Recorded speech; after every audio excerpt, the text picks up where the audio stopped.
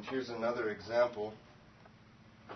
Somebody left this arm like this, and when I open it, this has become a tear.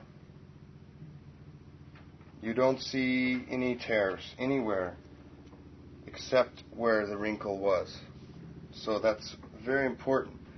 The other arm is okay. There's a small wrinkle, but it wasn't enough to cause a tear. It's better to leave the arms like this, relaxed.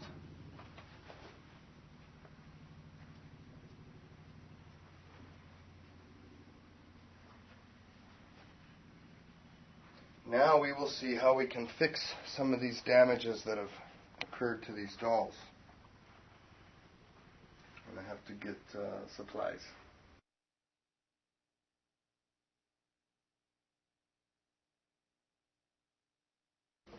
This is a repair kit that we send out for the dolls. You have your small mixing cups and some sticks and tube of adhesive.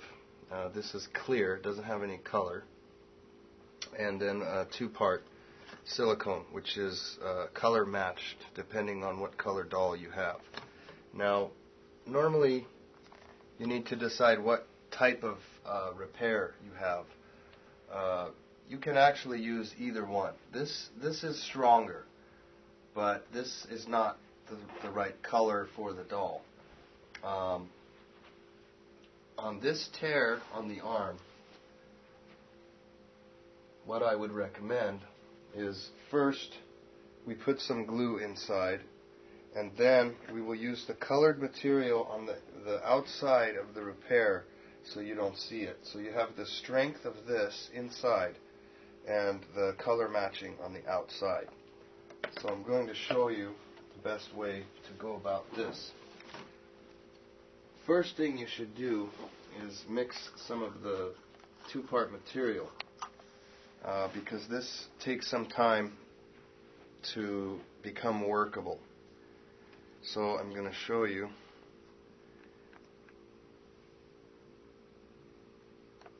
That'll take too long, so I'll just take the lid off.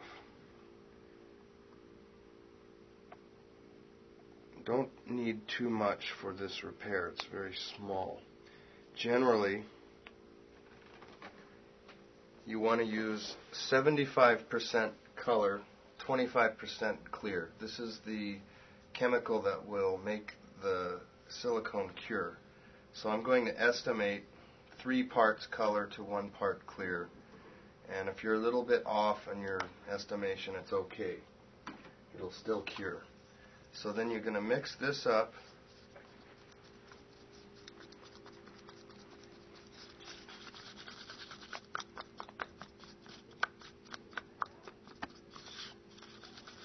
Make sure it's mixed very well. And you can see right now, if I scoop it on the stick, it's running off. This is too thin. But as time passes now, the chemical reaction will start and this will become thick. So we're going to set this aside and go to the next step. And this is very important that you clean the area very well. This is acetone. You can also use alcohol if you don't have acetone available. And I'm just using a little sponge, and I'm just going to really clean it very well with the acetone. And the surrounding area as well. The next step would be to apply the adhesive inside the tear. Now, if this tear was not as deep as it is, I wouldn't even use the adhesive. I would just use the colored material. But because this does go down about 3/4 of an inch, I will choose to use this because it's fairly deep. So I'm going to open this, and I'm just going to put a little bit of this glue on the stick. And it doesn't take much. This is a very small amount. And what I'm going to do is straighten her arm as much as possible and try to get this in there. And I'm not going to try to get it to the outside area, only the inside.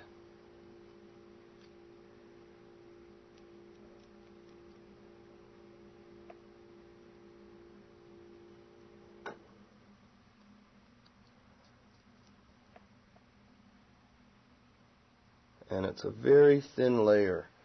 And I'm leaving the outside edge clean for applying the colored material when it starts to set up.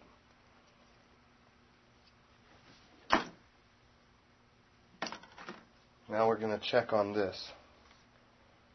You can see it's thicker now. It's not dripping anymore. Sometimes it's 2 minutes, maybe 5 minutes. It could be as long as 10 minutes. This material reacts also to air temperature and humidity. So if it's very humid, it will set up faster. If it's very hot, it will set up faster.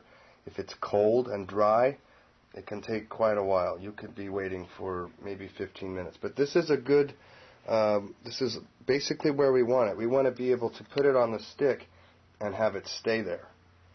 So what I'm going to do now is take just a little bit of this and spread onto the outside edge of the damaged area. And I'm really only worried about one side.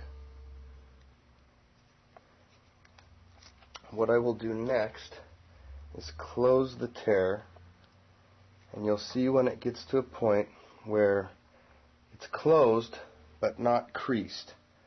You can see that the sides of the tear have met each other, and some of the colored material is coming out. What you will need to do is take a small piece of sponge like this, or a makeup sponge, something along this line. And what you can use it for is stippling away the excess material that's come out of the tear. And I'm just dabbing it off, and it's giving a little bit of texture to hide it.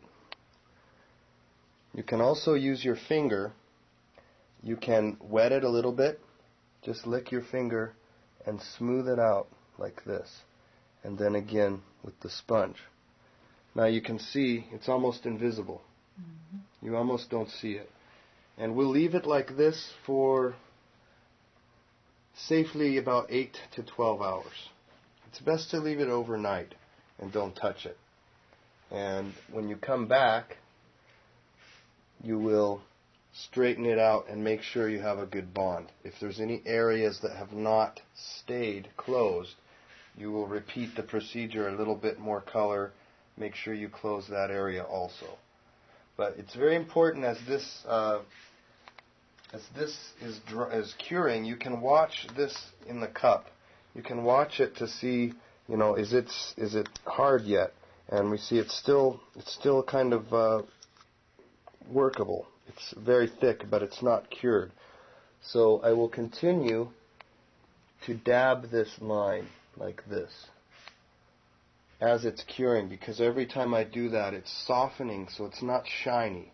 It doesn't look so obvious that that's been repaired. And the more you do this, the better. You can use a wet sponge. Water helps the silicone to harden. So it's good to maybe use a little cup of water in some cases to help it really set up. So that's how you would do a repair. And like I said, wait 8 to 12 hours, come back and check it. It's maybe best to do it at nighttime, and then you can check in the morning as long as it's been 12 hours to see how the bond is. And it's really, almost anything can be repaired this way. If it's a larger tear, you do the same thing, but just more material. And as long as you use the colored silicone on the outside, you won't see where it was fixed. If you use the white glue and you use too much, it's going to come out and you're going to see where the white glue is, and it's going to look like a scar. But as I have done this here, you really